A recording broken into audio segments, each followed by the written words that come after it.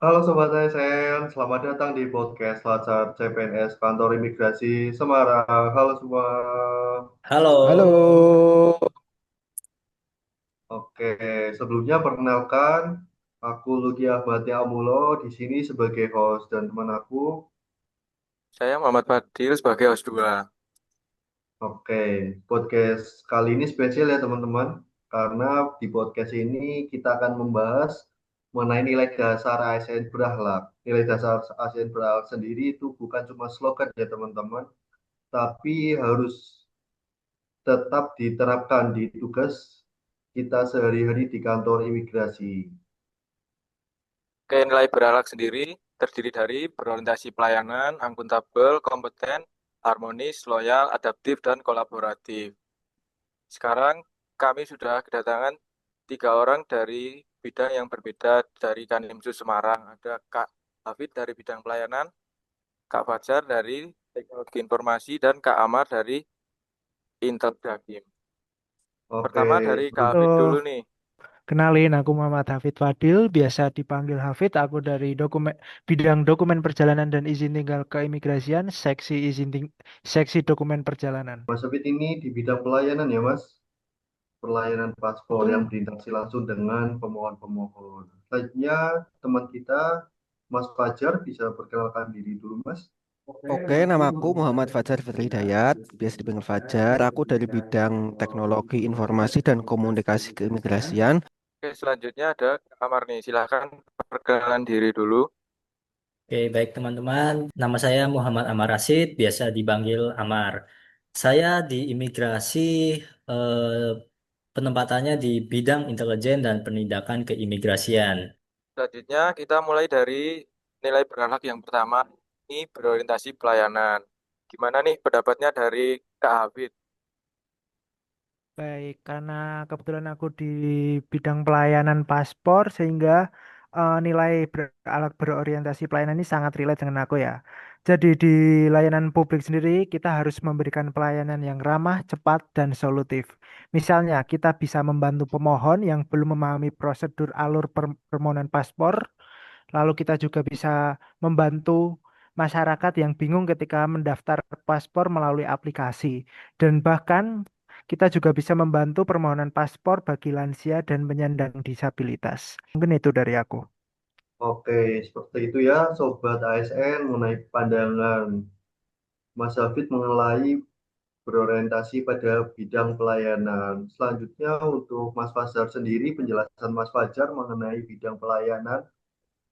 Oke, Gimana kalau nih dari Mas bidang Fajar? Tikim sendiri, di bidang Tikim juga termasuk melayani di bidang pelayanan juga ya. Cuma ini di istilahnya di balik layarnya. Di Tikim itu ada WA Gateway yang langsung terhubung dengan pemohon. Kami setiap hari melakukan menjawab pertanyaan dari pemohon tentang cara mendaftar di M-Paspor, syarat-syarat paspor, biaya paspor itu berapa. Kami selalu memberikan informasi yang transparan, informasi yang benar agar pemohon tidak apa ya, tidak bingung ketika datang ke kantor. Mungkin itu ya kalau dari Tikim. Oke, yang terakhir dari Kak Amar nih. Gimana sih berorientasi pelayanan pada bidang Intel Hakim sendiri? Oke, baik Mas Fadil, aku akan menjawab tentang berorientasi pelayanan di bidangku ya, bidang Intel Dakim atau intelijen dan penindakan keimigrasian. Mungkin banyak orang atau masyarakat ini sendiri karena ada kalimat intelijen pasti taunya cuma soal operasi-operasi atau grebek-grebek gitu aja kan. Jadi untuk pengawasan dan penegakan hukum di lapangan justru wujud pelayanan kita biar masyarakat merasa aman. Jadi, walaupun tugasnya menindak, roh utamanya tetap melayani. Begitu, Mas Fadil. Selanjutnya nih, ada pembahasan juga mengenai nilai akuntabel dan kompeten. Nilai akuntabel sendiri itu kan kewajiban untuk bertanggung jawab, sedangkan kompeten itu kemampuan ingin terus belajar. Sebagai di bidang pelayanan, Mas Hafiz sendiri mengenai akuntabel dan kompeten itu bagaimana, Mas? Ba- Baik, menurut aku, akuntabel berarti bekerja sesuai SOP, transparan, dan bebas dari pungli. Bagaimana cara aku menyikapinya? Yang pertama, pasti aku tolak. Lalu yang kedua, aku kasih pengertian ke pemohon tersebut. Jadi di kemudian hari dia tidak mengulangi perbuatan itu lagi. Menurut aku itu aja sih. Oke, jadi Oke, harus dari bekerja sesuai SOP ya Mas Hafid. selanjutnya Aturan dari akeh iki. Kak Fajar nih, gimana sih penerapan akuntabel dan kompeten di bidangnya itu teknologi Oke. informasi. Oke Mas Fadil, kalau di bidang tikim sendiri nilai akuntabel kan itu artinya bertanggung jawab atas kepercayaan yang diberikan ya. Di sini berarti aku harus selalu siap atas perintah atasan atas tanggung jawab yang telah diberikan kepadaku ya. Terus kemudian nilai akuntabel itu sendiri juga kan berkaitan dengan barang milik negara ya. Di Tikim kan banyak sekali komponen-komponen barang negara seperti kamera, seperti lighting. Jadi kita harus menggunakannya dengan bijak. Untuk nilai kompeten sendiri di bidang Tikim kami terus belajar, terus mengembangkan potensi diri kita tentang gimana sih cara membuat konten yang bagus di era digital ini. Mungkin itu ya dari bidang Tikim. Oke, jadi dari Mas Fajar tadi terus mengembangkan konten ya Mas untuk di bidang tim sendiri. Ya. Selanjutnya dari pandangan Mas Amar mengenai nilai-nilai tersebut gimana Mas Amar? Bidangku ya, bidang Intel Dakim. Aku contohin di sini untuk turun giat Pimpasa atau petugas imigrasi pembina pembina desa itu kita harus membawa integritas. Jadi benar yang dikatakan Mas Hafid, kita menolak pungli seperti itu ya. Jadi kita sendiri juga menolak gratifikasi dan pastikan laporan ke atasan itu valid. Yang kedua berarti kompeten. Biar kita nggak dikadalin sama modus pelanggaran yang orang asing biasa lakukan karena kan eh, zaman sekarang kan makin canggih jadi orang-orang yang melakukan pelanggaran juga pasti eh, makin canggih juga jadi untuk itu kita wajib terus up to date untuk ilmu di bidang intelijennya gitu itu namanya kompetensi menurutku gitu. Oke, baik, bagus banget nih dari Kak Amar. Berarti akuntabel intinya adalah menjaga integritas dan menolak gratifikasi dan kompeten adalah terus meningkatkan diri ya, Mas. Betul sekali Mas Fadil. Selanjutnya dari nilai harmonis dan loyal nih, bagaimana pandangannya dari sisi Kak Hafid? Baik, jadi menurut aku harmonis sendiri memiliki arti kita harus bisa menjaga hubungan baik dengan rekan kerja kita maupun dengan atasan. Karena bagaimanapun kita di kantor pasti bekerja sama dengan rekan-rekan kerja kita dan juga atasan kita.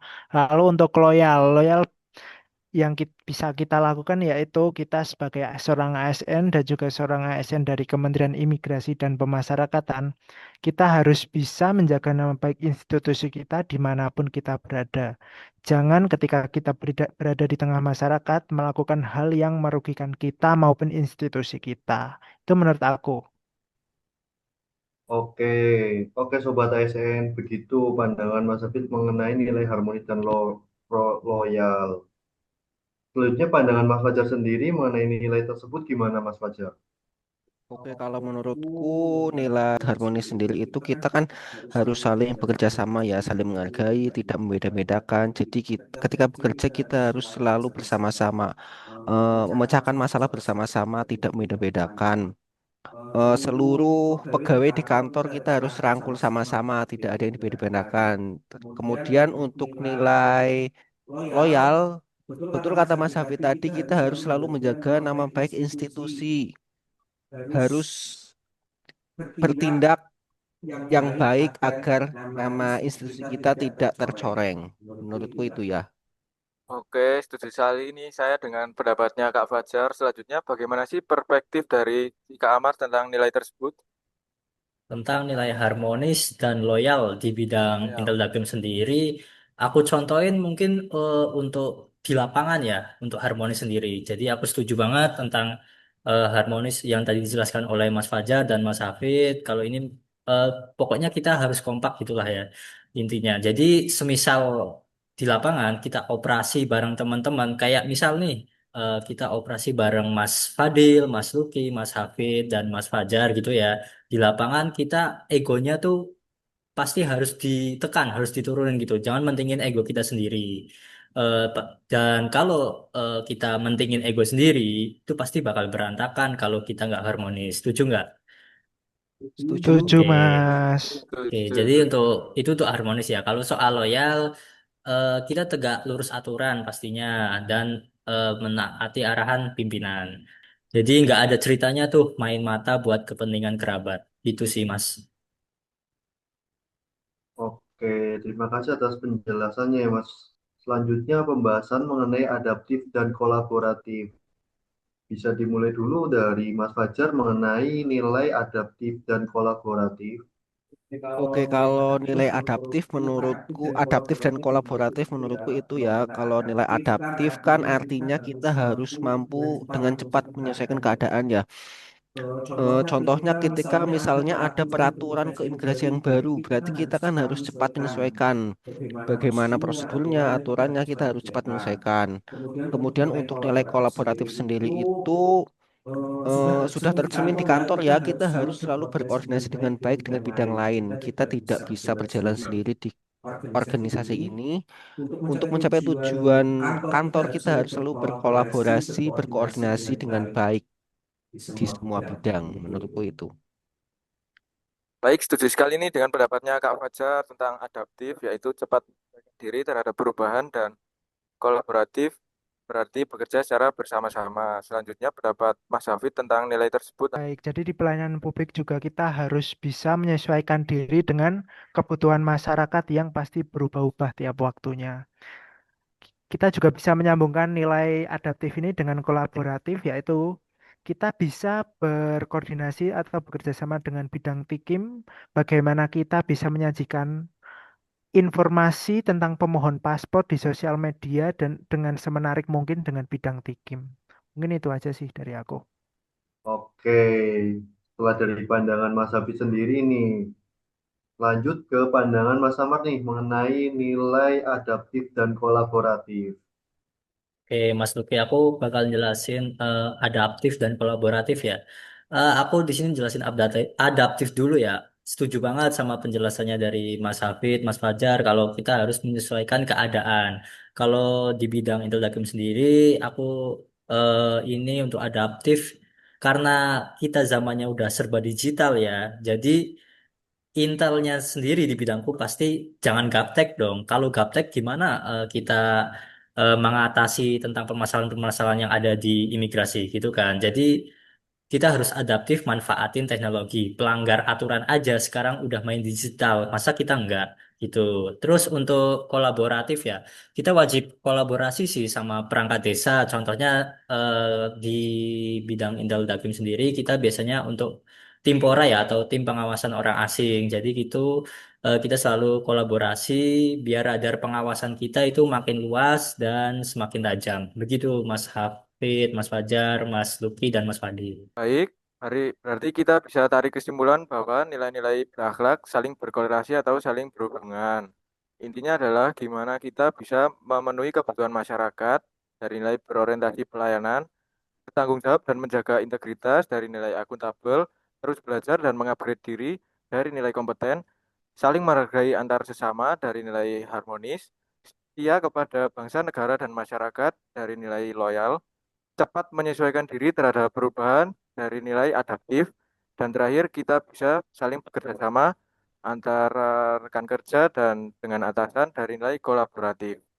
Oke, jadi bisa kita tarik kesimpulan nih Sobat ASN, walaupun bidang tugas kita berbeda, tapi tujuan kita tetap sama, yaitu memberikan pelayanan yang terbaik kepada masyarakat, menjaga kedaulatan negara, dan meningkatkan kepercayaan masyarakat.